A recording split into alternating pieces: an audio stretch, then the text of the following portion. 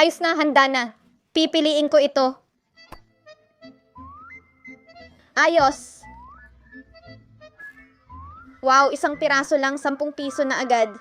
Oo.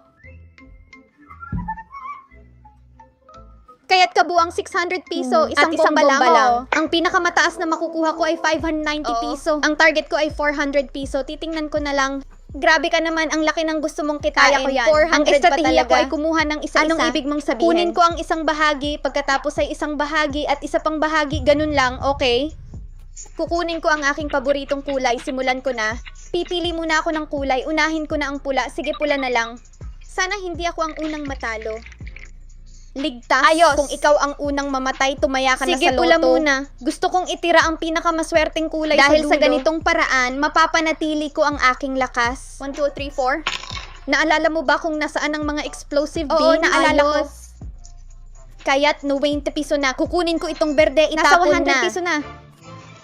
Kumuha ng pera. Ang 100 piso ay sapat na para linisin ang ilang maliliit na bagay sa aking card. Titigil na ba ako? Hindi pa, ang target ko ay 400 piso. Ayos, susunod, hindi ko na kailangan ng kulay. Dahil sa tingin ko, hindi mo dapat gamitin Kung ng hindi, isang paraan madali kang ng marami kang paraan. madalas. Susunod, kukunin ko ang bahaging Kukunin ito. Kukunin ko ang 10 piraso. Naisip mo na ba ito? Naisip mo na ba?